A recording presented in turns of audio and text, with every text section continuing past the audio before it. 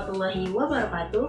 Halo semuanya, perkenalkan nama saya Dian Michelle Deswita dengan NIM 86041239 dari Universitas Terbuka Medan, jurusan PGSD in Service. Pada video kali ini saya akan membuat video praktikum yaitu mengenai uji makanan, di mana uji makanan tersebut ada uji karbohidrat dan uji lemak. Karbohidrat merupakan suatu bahan yang diperlukan oleh tiap makhluk hidup, baik itu manusia, hewan, ataupun tumbuhan, di mana karbohidrat berfungsi yaitu sebagai sumber energi bagi makhluk hidup. Sedangkan lemak merupakan zat organik hidrofobik yang bahannya bisa berasal dari hewan ataupun nabati. Nah, di mana hewan dan nabati adalah zat lemak yang bisa dikonsumsi oleh makhluk hidup. Lemak memiliki beberapa fungsi dalam kehidupan, antara lain yaitu sebagai pelindung dari suhu tubuh, juga sebagai pelarut vitamin A, D, E, dan K, pelindung jantung, lambung, sebagai bantalan lemak, dan lain sebagainya. Video praktikum yang saya lakukan mengenai bahan-bahan makanan mana saja yang mengandung karbohidrat dan juga lemak. Lebih lanjut, ayo saksikan video berikut. Adapun alat dan bahan yang digunakan untuk menguji karbohidrat dan lemak antara lain, yang pertama yaitu ada pisau, ada telenan, dan ada piring. Sampul ubi, yang terakhir ada betadin. Antara lain ada tepung terigu, ada kacang tanah, susu, tahu putih, ada kentang, buah yaitu bengkoang, ada margarin, ada nasi, dan ada kemiri. Berikut adalah bahan-bahan yang kita gunakan dalam pengamatan. Untuk mempermudah proses pengujian atau pengamatan, yaitu potonglah atau irislah bahan makanan yang sudah kita sediakan tadi agar mudah dalam pengujian karbohidratnya, di mana ada kentang yang sudah kita iris, selanjutnya ada bengkoang, dan ada bahan lainnya yang kita susun menjadi di suatu tempat wadah atau piring yang sudah tersedia.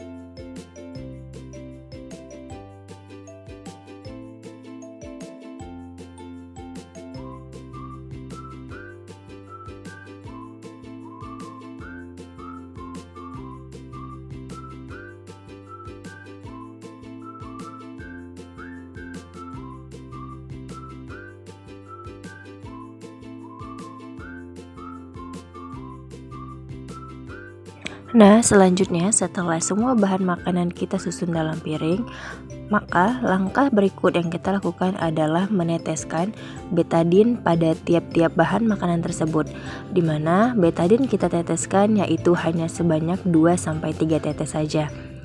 Dimulai dari tadi ada nasi, kentang, bengkoang, tahu putih, selanjutnya ada kemiri, kemudian ada kacang tanah, ada tepung terigu,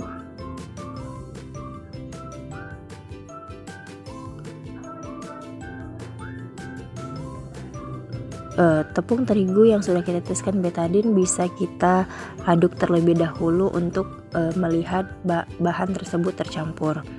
Setelah itu selanjutnya kita teteskan pada susu, dan yang terakhir yaitu kita teteskan pada margarin.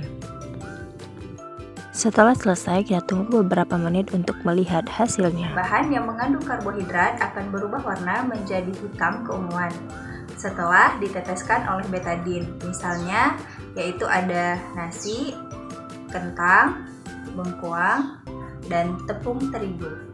Nah, sedangkan bahan-bahan yang tidak mengandung karbohidrat maka tidak akan berubah warna walaupun setelah diteteskan oleh betadin. Misalnya ada tahu, kemiri, kacang tanah, susu, dan margarin. Untuk menguji lemak, hal yang pertama kita lakukan adalah memotong kertas ubi menjadi beberapa bagian. Setelah selesai sampul ubi dipotong, lipatlah sampul ubi tersebut menjadi beberapa bagian kecil, di mana bagian kecil ini yang akan kita gunakan sebagai alat pengamatan dalam pengujian lemak dengan bahan makanan yang akan kita lakukan.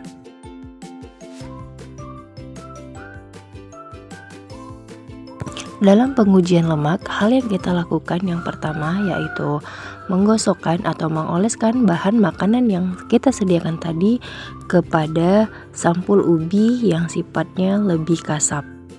Nah, setelah digosok atau dioleskan, biarkan bahan makanan tersebut beberapa menit untuk kita bisa mengetahui hasilnya apakah bahan makanan tersebut mengandung lemak atau tidak.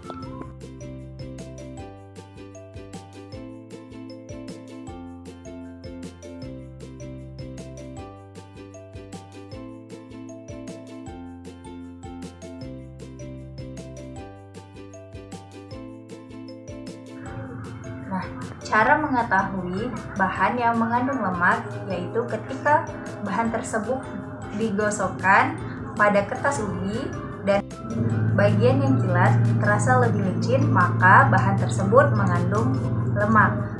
Yaitu misalnya ada kemiri, ada margarin, dan ada kacang tanah.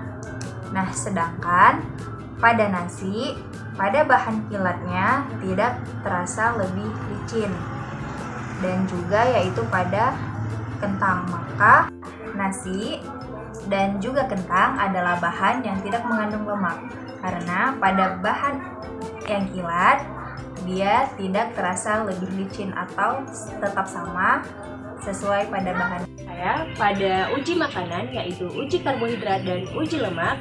Lebih dan kurang saya mohon maaf. Assalamualaikum warahmatullahi wabarakatuh. Sampai jumpa di video selanjutnya.